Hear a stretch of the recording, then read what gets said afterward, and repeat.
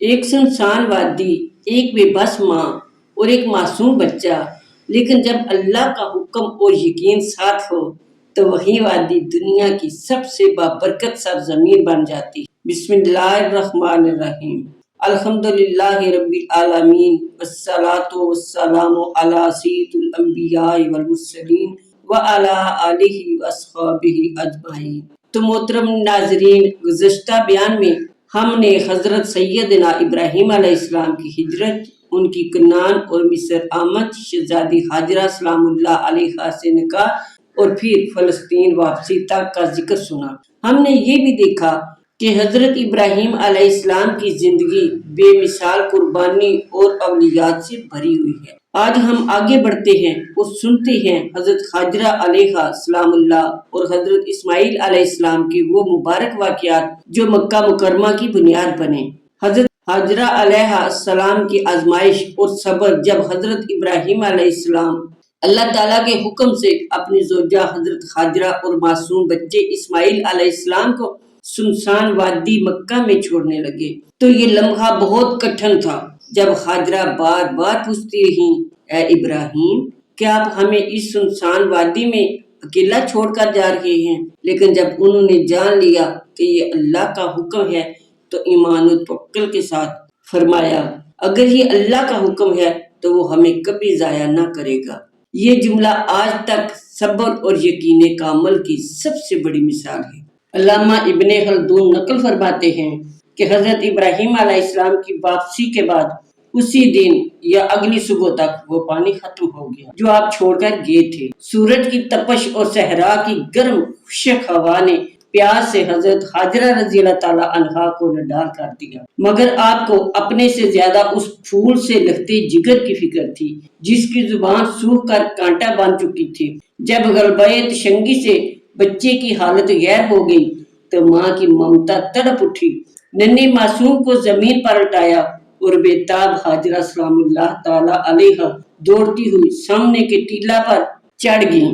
دراصل وہ پانی کی تلاش میں ادھر ادھر بھاگ رہی تھیں، جب دور دور تک سوائے اگتی ہوئی ریت اور سنگلاخ پہاڑوں کے کچھ بھی نظر نہ آیا تو وہ اس ٹیلے سے نیچے اتر آئیں اور بھاگ کر دوسرے ٹیلے پر چڑھ گئیں کہ شاید کہیں دور دراز کی پانی نظر آ جائے، مگر پانی کہیں ہوتا تو نظر آتا، وہاں دور دور تک پانی کا کوئی نام و نشان نہ تھا۔ آپ اس ٹیلے سے اتر کر پہلے ٹیلے پر جا چڑھی۔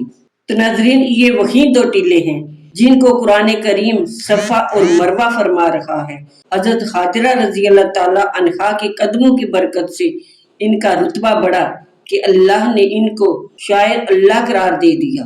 پیاس کی شدت سے جاں بالاب ہاجرہ رضی اللہ تعالیٰ عنہا جب ان پہاڑیوں کے درمیان 7 چکر لگا چکیں اور 8واں چکر ابھی شروع نہ کیا تھا کہ بچے کے رونے کی آواز آئی تو سیدہ ہاجرہ علیہا السلام دوڑ کر اپنے لگتے جگر کے پاس آئیں تو خوشی اور تعجب سے آنکھیں کھلی کی کھلی رہ گئیں۔ ارے یہ کیا! جہاں روتا ہوا بچہ ایڑیاں رگڑ رہا تھا وہاں پانی کا ایک چشمہ ابل رہا تھا، بلکہ یوں کہیے کہ ادھر صفا اور مروہ پر حضرت ہاجرہ سلام اللہ تعالیٰ علیہا پانی تلاش فرما رہی تھی اور ادھر پانی حضرت اسماعیل علیہ السلام کے قدم چوم رہا تھا۔ سبحان اللہ تعالی، ان اللہ علی کل شیء قدیر۔ تو ناظرین، یہ وہی دو ٹیلے ہیں جن کو قرآن کریم صفا اور مروہ فرما رہا ہے۔ حضرت ہاجرہ رضی اللہ تعالیٰ عنہا کے قدموں کی برکت سے ان کا رتبہ بڑھا کہ اللہ تعالیٰ نے ان کو شاعر اللہ قرار دے دیا۔ یہ چکر ہاجرہ رضی اللہ تعالیٰ عنہا نہیں گن رہی تھی بلکہ پروردگار عالم گن رہا تھا۔ میرے آقا رسول عربی صلی اللہ تعالیٰ علیہ وآلہ وسلم کی جدہ محترمہ کی یہ دوڑ رب ذوالجلال کو اس قدر پسند آئی کہ قیامت تک کے لیے بیت اللہ شریف کے حاجیوں کو حکم دے دیا کہ آج اگرچہ پانی وافر مقدار میں موجود ہے مگر اس وقت تک تمہارا حج قبول نہ ہوگا جب تک تم حضرت ہاجرہ رضی اللہ تعالیٰ عنہا کی سنت پر عمل کرتے ہوئے صفا و مروہ کے درمیان نہ دوڑو گے۔ اور یہ بھی فرمایا کہ تم کو صفا اور مروہ پر چڑھ کر بیت اللہ شریف کی طرف اسی طرح دیکھنا ہوگا جس طرح کل حضرت ہاجرہ اس کے قریب لیٹے اپنے لگتے جگر کو دیکھتی تھیں اور دوڑتے ہوئے جہاں بچے کے آنکھوں سے اوجھل ہو جانے کی وجہ سے وہ تیز دوڑی تھیں وہاں تم بھی تیز دوڑو گے۔ سبحان اللہ تعالی۔ سیدہ حاجرہ رضی اللہ تعالی عنہا پانی کو دیکھ کر بہت خوش ہوئی۔ بخاری شریف میں ہے کہ پانی حضرت جبریل علیہ السلام نے ایڑی مار کر نکالا تھا۔ بخاری کتاب الانبیاء۔ در حقیقت دعائے خلیل علیہ السلام ہی کا نتیجہ تھا کہ رب کریم جل شانہ نے حضرت حاجرہ سلام اللہ تعالی علیہا کی تنہائی کو دور فرمایا۔ پانی کو دیکھ کر بہت خوش ہوئیں اور بیٹھ کر اس کے گردا گرد ریت کی دیوار بنانے لگیں اور ساتھ ساتھ زبان اقدس سے فرما رہی تھیں زمزم یعنی ٹھہر جا میرے آقا رسول عربی فدا روحی و جسدی امی و ابی صلی اللہ تعالی علیہ وآلہ وسلم کا ارشاد گرامی ہے، اللہ تعالیٰ حاضرہ پر رحم فرمائے۔ اگر وہ چشمہ کو اسی حال پر چھوڑ دیتی یعنی زمزم نہ فرماتی تو وہ کنویں کی بجائے نہر کی طرح جاری چشمہ ہو جاتا۔ یہی چشمہ آگے چل کر مکہ کی زندگی کی بنیاد بنا۔ وقت گزرتا گیا، حضرت اسماعیل کچھ بڑے ہوئے۔ حضرت حاجرہ چشمہ زمزم کے قریب زندگی بسر کر رہی تھیں۔ اسی دوران یمن کا ایک قبیلہ بنی جرہم اپنے قافلے کے ساتھ شمال کی طرف سفر کر رہا تھا۔ یہ لوگ عرب کے پرانے اور معزز قبیلے تھے، فصیح زبان بولنے والے اور مہمان نواز تھے۔ جب ان کا قافلہ وادی مکہ کے قریب پہنچا تو انہوں نے دور سے پرندوں کو اڑتے دیکھا۔ انہوں نے کہا یہ پرندے کسی پانی کے قریب ہی اڑ رہے ہیں، حالانکہ ہم جانتے ہیں یہ وادی تو بالکل ویران ہے۔ وہ لوگ فوراً اس سمت گئے تو دیکھا ایک عورت حضرت حاجرہ رضی اللہ تعالی عنہا اور ایک بچہ حضرت اسماعیل علیہ السلام چشمہ زمزم کے قریب رہ رہے ہیں۔ چشمہ ابل رہا ہے، پانی صاف اور میٹھا ہے۔ بنی جرہم کے لوگوں نے حضرت حاجرہ رضی اللہ تعالی عنہا سے کہا کیا ہم اس پانی کے قریب رہ سکتے ہیں؟ حضرت حاجرہ رضی اللہ تعالی عنہا نے بڑی عقل مندی سے جواب دیا ہاں، لیکن پانی پر تمہارا حق نہیں ہوگا، یہ ہمارا ہے۔ انہوں نے کہا ہمیں یہ منظور ہے۔ یوں وہ لوگ وہیں ٹھہر گئے، اپنے خیمے لگائے، جانور چرائے اور رفتہ رفتہ مکہ کی پہلی انسانی آبادی وجود میں آئی۔ بنی جرہم کے درمیان رہنے سے حضرت اسماعیل علیہ السلام نے ان کی فصیح عربی زبان سیکھ لی۔ آپ نہایت حسین، شجاع اور پاکیزہ کردار کے مالک تھے۔ جب آپ جوان ہوئے تو انہی بنی جرہم کے سردار کی بیٹی سے آپ کا نکاح ہوا۔ یوں مکہ میں ابراہیمی نسل اور جرہمی قبیلے کا رشتہ جڑ گیا۔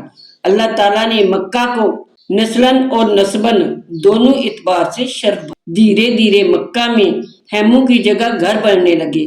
بچوں کی کلکاریاں، جانوروں کی آوازیں، لوگوں کی گہما گہمی سے وادی آباد ہو۔ چشمہ زمزم کے ارد گرد تجارت، پانی پلانے اور قیام کی سہولتوں نے ایک مستقل بستی کی شکل اختیار کر لی۔ یہی وہ لمحہ تھا جب مکہ مکرمہ نے انسانی زندگی کی پہلی سانسیں لی۔ تو ناظرین، یہ صرف ایک تاریخی واقعہ نہیں، یہ ایمان، یقین اور صبر کی علامت ہے۔ اگر حضرت حاجرہ رضی اللہ تعالیٰ عنہا اللہ کے حکم پر یقین نہ کرتی تو مکہ کبھی آباد نہ ہوتا۔ اگر حضرت ابراہیم اطاعت رب پر ثابت قدم نہ رہتے تو یہ وادی ہمیشہ سنسان رہتی، اور اگر بنی جرہم وہاں نہ آتے تو قافلوں کا گزر نہ ہوتا، زمزم کی برکت عام نہ ہوتی۔ اس واقعے سے ہمیں یہ سبق ملتا ہے، اللہ پر مکمل یقین رکھنے والا کبھی نقصان نہیں اٹھاتا۔ صبر اور توکل کی بنیاد پر اللہ پوری قوم کو آباد کر دیتا ہے۔ اللہ جس جگہ کو چاہے اپنی عبادت کا مرکز بنا دیتا ہے۔ تعاون اور اصرار سے بستیاں بنتی ہیں، ضد اور حسد سے اجڑتی ہیں۔ تو یوں بنی جرہم کی آمد سے مکہ کی آبادی شروع ہوئی، اور وہ وادی جو کبھی سنسان تھی آج قلب اسلام بن چکی ہے۔ اللہ تعالیٰ ہمیں بھی حضرت حاجرہ اور حضرت ابراہیم علیہ السلام جیسا یقین، صبر اور اطاعت عطا فرمائے، آمین یا رب العالمین۔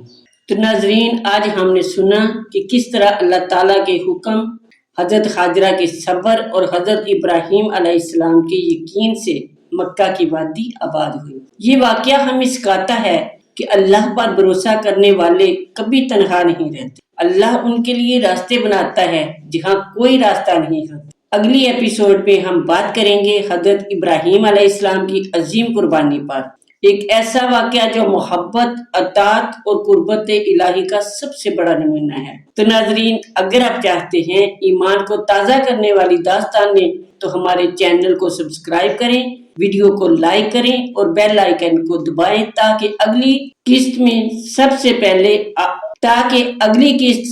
پہلے آپ تک پہنچے۔ اللہ تعالی ہمیں حضرت ابراہیم علیہ السلام اور حضرت خاجرہ رضی اللہ تعالی عنہا جیسا یقین، صبر اور عمل عطا فرمائے، آمین یا رب العالمین۔ تب تک کے لیے اپنا اور اپنے ایمان کا خیال رکھیے۔ ملتے ہیں اگلی قسط میں حضرت ابراہیم علیہ السلام کی قربانی کے ایمان افروز واقعے کے ساتھ۔ السلام علیکم ورحمۃ اللہ وبرکاتہ۔